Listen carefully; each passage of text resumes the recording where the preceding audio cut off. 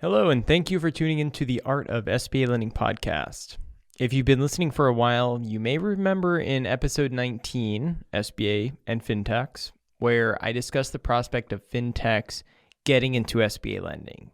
Well, that day might be here sooner than we thought. Stay tuned to hear my hot take on the idea of FinTechs getting SBA 7A licenses.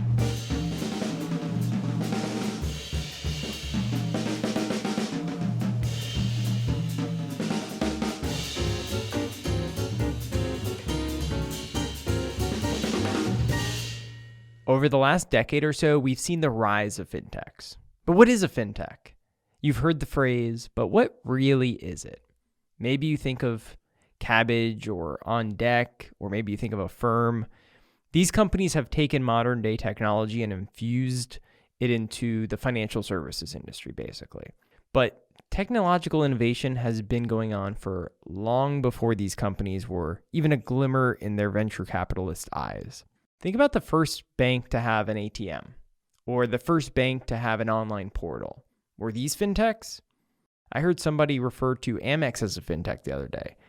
I assume because they're competing with some of the fintechs who are offering those working capital loans. But Amex is American Express, and they've been around since 1850. They simply realized what was going on and adapted to the changing times. Now, I want you to keep all of this in mind, but hold that thought. So, should the SBA allow more SBLCs, and should the fintechs be able to get them? Well, it's two different questions. Currently, there are 14 non-bank SBA licenses. Any bank or credit union in the country can make an SBA 7A loan, but only 14 non-bank institutions are licensed to do so. Why? The SBA created these licenses 40 years ago, and the SBA is the only entity in charge of regulating these lenders. And so they don't necessarily have the resources to manage an unlimited amount of non-bank lenders. But if they could, wouldn't more lenders help the SBA carry out their mission?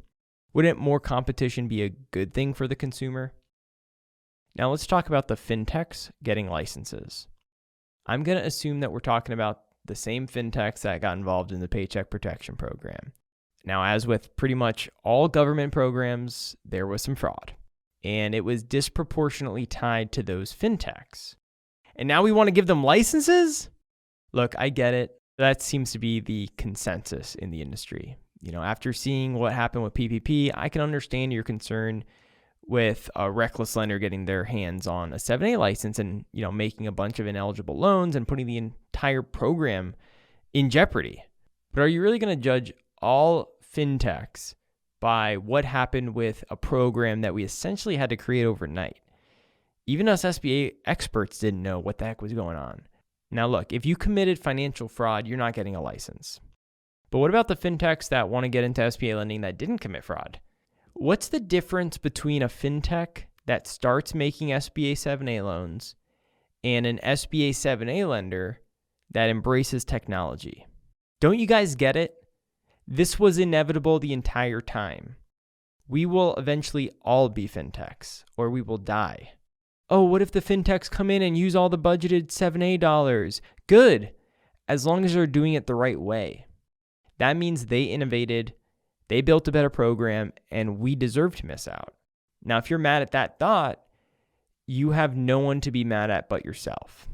You probably resisted technological innovation for years. You were probably on that Excel spreadsheet a little bit too long. Companies have to innovate constantly to stay alive. Did you? Is what we do easy? No. But you learned, didn't you? I learned. Why can't they? I see this as a wake-up call for the entire industry, and I hope this gives us all the push we need to start innovating from within. All right, that's it for this week. Don't forget to subscribe to the podcast so you never miss an episode of The Art of SBA Lending. And if you have any feedback or suggestions, email me at ray@artofsba.com. Until next time, ta-ta.